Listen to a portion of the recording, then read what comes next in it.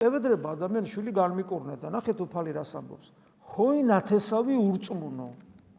ანუ ადამიანს რომელსაც შვილის განკურნება სურს და უფალთან ამიტომ მივიდა. შვილის განკურნების თხოვაში კი არ არის პრობლემა. არამედ იმაში, რომ მხოლოდ ამისთვის მივიდა.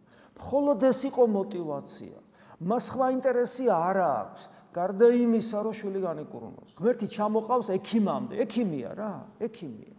ანუ ღმერთი კი არ არის, ექიმია მისთვის და თავის ექიმობას რომ მორჩება, მას აღარ ჭირდება ღმერთი, მას ექიმი ჭირდება, გესმით? დაკნინებული, დამოკიდებულება უფალთან. და ამიტომ ესეთ ადამიანს უწოდებს ურწმუნოს, ხოი ნათესავი ურწმუნო. თუ ამას განვაზოგადებთ, მაშინ გამოდის, რომ თუ ჩვენი რელიგიურობა, ჩვენი სულიერი ცხოვრება უпростоრად აქცენტირებულია მხოლოდ მიწიერზე და ნახეთ, როგორი საყვედური სიტყვები მოდის მერე ჩვენთან. ვიდრემდე ვიყო თქვენთან.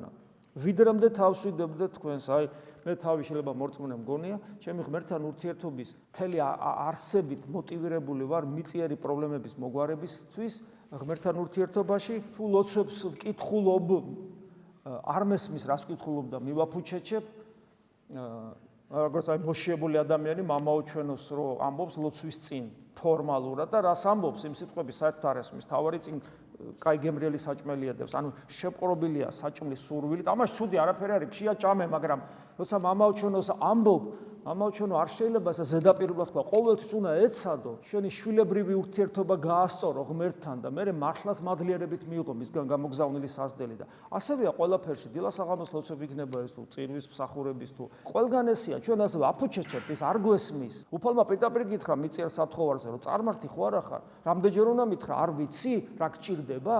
არ ღმერთმა არ იცის? და აი ეს დამოკიდებულება ნიშნავს, ამგვარი დამოკიდებულება ნიშნავს, რომ ჩვენ ურწმუნო ვართ. და ამიტომ ამბობს, როდემდე ვიყო მე შენთან და როგორ არის უფალი ჩვენთან? გვანუგეშებს, იმედს გვაძლევს, წყალობას გვაძლევს, რწმენას გვინარჩუნებს მიუხედავად იმისა, რომ ჩვენ ურწმუნოთ ვიქცევით, მაინც გვწამს იესო ქრისტის ღმერთობა, მაინც გვიყვარს ეკლესია, მაინც მოვდივართ, მაინც ვეზიარებით, მაინც გვიხარია. ანუ არ ვტოვებს, მაგრამ გვეუბნება, როდემდე ვიყო შენთან? შენ ჯერ კიდევ ურწმუნო ხარ, ჯერ კიდევ ვერ მიხვდი, რომ შენი სულიერი ცხოვრების მიზანი ის კი არ არის, რაღაც პრობლემები მოგიგვარო და ექიმი ვიყო შენი, ფინანსისტი ვიყო შენი, ესე იგი ადვოკატი ვიყო შენი, იურისტი ვიყო შენი და ასე შემდეგ. არამედ მე ღმერთი ვარ და შენ ჩემი შვილი უნდა გახდე და უნდა განიღმრთო და ამისათვის ჩემნაირი უნდა გახდე, როგორიც მე ვარ. აი ეს თუ არ დაინახა ადამიანმა, ის ხომ მორწმუნე არ არის.